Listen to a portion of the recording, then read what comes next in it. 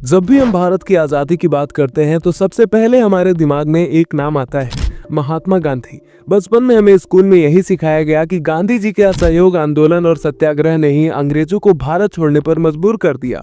पर क्या सच्चाई सिर्फ इतनी ही है? क्या आज़ादी सिर्फ एक इंसान की वजह से मिली थी या फिर इसके पीछे और भी कई नायक थे जिनकी कुर्बानियों को जानबूझकर भुला दिया गया? गांधी जी का योगदान आज़ादी की लड़ाई में था, इसमें कोई शक नहीं है। उन्होंने देश को एकजुट करने की कोशिश की, लोगों में आज़ादी के खिलाफ जागरूकता फैलाई और विदेशी शासन के खिलाफ आवाज उठाई। लेकिन सवाल यह है कि क्या उनके हर कदम सही थे?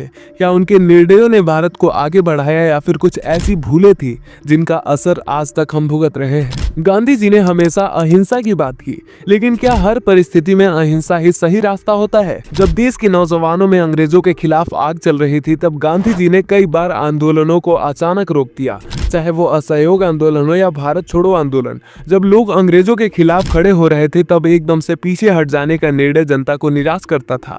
उनके ऐसे फैसलों ने आजादी की लड़ाई को कई साल पीछे ढकेल दिया। और सिर्फ आंदोलन रोकना ही नहीं, गांधी जी का सुझाव मुस्लिम समुदाय की तरफ भी साफ देखा गया। कई बार उन्होंने हिंदू हितों की अनदेखी की।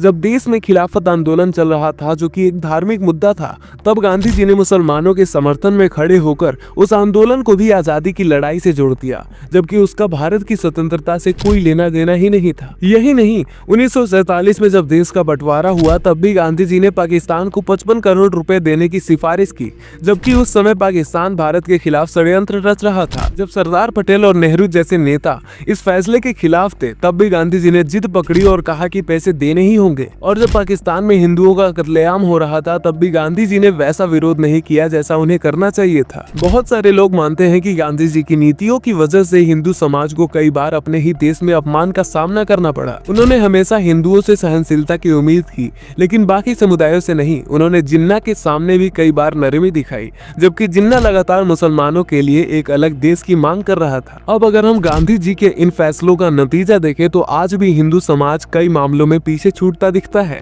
तुष्टीकरण की राजनीति, वोट बैंक की सोच और अल्पसंख्यकों को सुखी करने की होड़ आजादी के वक्त से ही शुरू हो चुकी थी और इसका बीज गांधी जी की सोच में ही देखा जा सकता है। अब बात करते हैं उन सच्चे नायकों की जिनकी कुर्बानियों को आज भी उतना सम्मान नहीं मिला जितना मिलना चाहिए था। सुभाष चंद्र बोस एक ऐसा नेता जिसने आजादी के लिए विदेशी धरती पर जाकर आजाद हिंद फौज बनाई। उनका नारा था, तुम मुझे खून दो मैं तुम्हें आजादी दूंगा। क्या ये नारा एक डरपोक नेता का हो सकता है?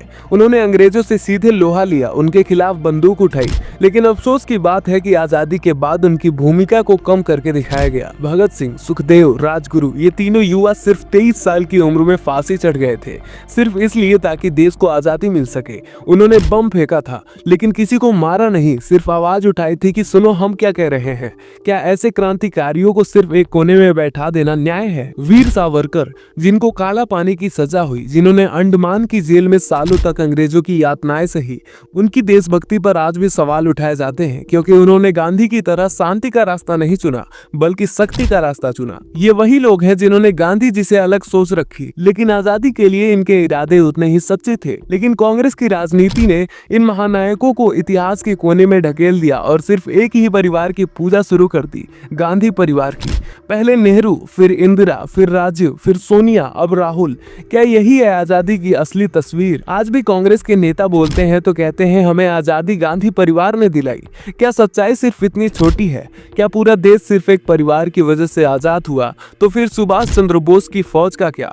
भगत सिंह की फांसी का क्या? लाखों करोड़ों लोगों की कुर्बानियों का क्या हुआ? लेकिन आज की राजनीति में एक ऐसा नेता है जिसने इन सभी सच्चे नायकों को सम्मान देने का काम किया, नरेंद्र मोदी। मोदी जब लाल किले से भाषण देते हैं तो सिर्फ गांधी और नेहरू की बात नहीं करते, वो नेताजी सुभाष चंद्र बोस का भी जिक्र करते हैं, भगत सिंह को भी याद करते हैं, सावरकर को भी सम्मान देते हैं। उन्होंने अंडमान की जेल में नेताजी की मूर्ति लगवाई, सावरकर के योगदान को स्वीकार किया और देश को ये बताया कि आजादी सिर्फ एक इंसान की वजह से नहीं मिली बल्कि हर उस शख्स की वजह से मिली जिसने अपने खून पसीने से आजादी का बीज सींचा। आज भारत भारत को फिर से एक ऐसे नेता की जरूरत है जो सबको साथ लेकर चले, लेकिन किसी एक परिवार की गुलामी न करे, जो देश की मिट्टी से जुड़े हर सच्चे नायक को उसका हक दे। और मोदी जी ने यही किया। वो सिर्फ एक पार्टी के ही नहीं, वो उस भारत के नेता है जिसने 75 सालों से उन आवाजों को दबा दिया जिन्हें अब सामने लाने का समय आ गया है। अब अगर आपको भी ये वीडियो पसंद आया हो तो इस वीडियो को लाइक करके चैनल को सब्सक्राइब जरूर से कर लीजिएगा।